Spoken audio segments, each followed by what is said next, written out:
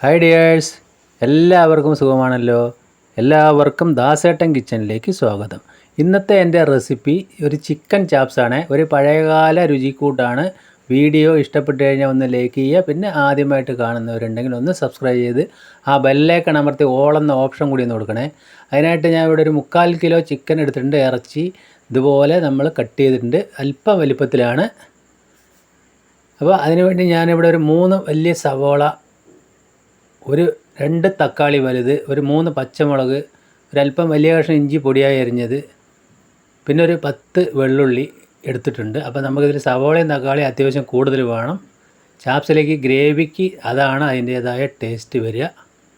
അപ്പോൾ ഒരു അടി കട്ടിയുള്ള പാത്രം തന്നെ നമ്മൾ അടുപ്പത്ത് വെക്കുക. എന്നിട്ട് അതിലേക്ക് ഒരു 2 സ്പൂണ് ഓയിൽ ഒഴിച്ച് കൊടുക്കുക. കൂടെ തന്നെ ഒരു സ്പൂൺ അളവിൽ ഡാൽഡയാണ് ചേർത്ത് കൊടുക്കുന്നത്. അത് വേണ്ടാത്തവർ ഓയിൽ തന്നെ ചെയ്താൽ മതി. അപ്പോൾ നമ്മൾ ആ 3 സവാള ഇതുപോലെയാണ് കട്ട് ചെയ്തിരിക്കുന്നത്. വളരെ നൈസായിട്ട് കട്ട് ചെയ്തിട്ട് നമ്മൾ ആ എണ്ണയിലേക്ക് ഇട്ട് കൊടുക്കാം. അപ്പോൾ തീ ഇപ്പോൾ നമ്മൾ ഒരു ലോ ടു മീഡിയം ഫ്ലെയിമിൽ ഇട്ട് കൊടുക്കാം. ഇനി ആ ഇഞ്ചി പൊടിയായി കട്ട് ചെയ്തതും പിന്നെ വെള്ളുള്ളിയും പച്ചമുളകും ചേർത്ത് കൊടുത്തിട്ട് നല്ലതുപോലെ ഒന്ന് നമ്മൾ മിക്സ് ചെയ്ത് കൊടുക്കാം. അപ്പോൾ അടികട്ടിയുള്ള പാത്രം തന്നെ നമ്മൾ എടുക്കണം. അപ്പോഴാണ് നമ്മളിത് നല്ലതുപോലെ ഒന്ന് മെൽട്ടായിട്ട് നമ്മൾക്കത് ചാപ്സ് നല്ല ടേസ്റ്റായിട്ട് വരുള്ളൂ. അപ്പോൾ ഉള്ളി ഇതേപോലെ വരുന്ന ഈ സമയത്ത് നമ്മൾക്ക് തക്കാളിയും അതുപോലെ ചേർത്ത് കൊടുക്കാം. ചെറുതായിട്ട് കട്ട് ചെയ്ത് ഞാനത് 2 തക്കാളി വലുതായതുകൊണ്ട് മുഴുവൻ ചേർത്തിട്ടില്ല. ഒരു 1.5 തക്കാളി ചേർത്തിട്ടുണ്ട്. അപ്പോൾ 3 സവോള 1.5 തക്കാളി. ഈ ഘട്ടത്തിൽ ഞാൻ അതിലേക്ക് ഒരല്പം പൊടിയുപ്പ് കൂടി ചേർത്ത് കൊടുക്കുന്നുണ്ട്. പൊടിയുപ്പ് ചേർത്ത് ഒന്നുകൂടി നമ്മളത് ഒന്ന് സെറ്റായ തക്കാളിയും സവോള ഒന്ന് വഴന്ന് വരുന്ന ഈ സമയമാകുമ്പോൾ നമ്മൾക്കതിലേക്ക് ചിക്കൻ്റെ പീസ് ഇട്ട് കൊടുക്കണം. അപ്പോൾ ഇതുപോലെ ചെയ്യാത്തവർ എന്തായാലും ഒന്ന് ചെയ്ത് നോക്കുക. വളരെയധികം ഇഷ്ടപ്പെടും. ഈ സമയത്ത് തന്നെ നമ്മൾക്ക് ആ ചിക്കൻ പീസ് അതിലേക്ക് ഇട്ട് കൊടുക്കാം. അപ്പോൾ പഴയ കാലത്ത് ചാപ്സ് എന്ന് പറഞ്ഞാൽ മട്ടൻ ചാപ്സ് തന്നെയാണ്. അതാണ് അതിൻ്റെ പ്രത്യേക ടേസ്റ്റ് ആയിരിക്കും ആ മട്ടൻ ചാപ്സിന്. അത് പഴയ കാലത്ത് കഴിച്ചവർക്ക് അറിയാം. ഇനി അതിലേക്ക് 1 ടേബിൾ സ്പൂൺ മുളക് പൊടി, അത്ര തന്നെ മല്ലിപ്പൊടി, ഒരു 1/2 സ്പൂണ് മീറ്റ് മസാല, ഒരു 1/4 സ്പൂണ് ഗരം മസാല, 1/4 സ്പൂണ് മഞ്ഞൾപ്പൊടി. ഇത്രയാണ് നമ്മൾക്കിതിലേക്ക് പൊടികൾ ആവശ്യമുള്ളൂ. കാരണം ആ 1 ടേബിൾ സ്പൂൺ മുളക് പൊടി തന്നെ ചേർത്ത് കൊടുക്കണം. മല്ലിപ്പൊടിയൊന്നും നമ്മൾക്കിതിൽ അധികം ചേർക്കേണ്ട ആവശ്യമൊന്നുമില്ല. ആ തക്കാളിയുടെ പുളിയും സവോളയുടെ മധുരമൊക്കെ ഒന്ന് ടാലിയായി വരണമെങ്കിൽ നല്ല ഒരു എരിവ് വേണം. അപ്പോൾ അതൊക്കെ നമ്മൾ നന്നായിട്ട് മിക്സ് ചെയ്ത് കൊടുത്തിട്ടുണ്ട്. ഇനി നമ്മൾ തീ ലോ ഫ്ലെയിമിലാക്കി വയ്ക്കുക. ഇപ്പോൾ ആ തവിയിലുള്ള ആ ഒരു മസാല അതിലേക്ക് ആക്കാൻ വേണ്ടി ഞാൻ 1 സ്പൂണ് വെള്ളം മാത്രം ഒഴിച്ചു കൊടുത്തിട്ടുണ്ട്. എന്നിട്ട് 5 മിനിറ്റ് ഇത് ലോ ഫ്ലെയിമിലിട്ട് വേവിക്കുക. ആ ചിക്കനിലെ വെള്ളമൊക്കെ ഒന്ന് ഇറങ്ങി വരാൻ വേണ്ടിയിട്ടാണ്. ഇപ്പോൾ നമ്മൾ 5 മിനിറ്റ് ഇത് വെച്ചിട്ടുള്ളൂ. ആ ചിക്കനിലെ വെള്ളം ഇറങ്ങി വന്നിട്ടുണ്ട്. ആ സവോളയിലും തക്കാളിയും ഓയിലിലും ബാക്കിയുള്ളത് അതിൽ തന്നെ നമ്മൾക്ക് വെന്തോളും.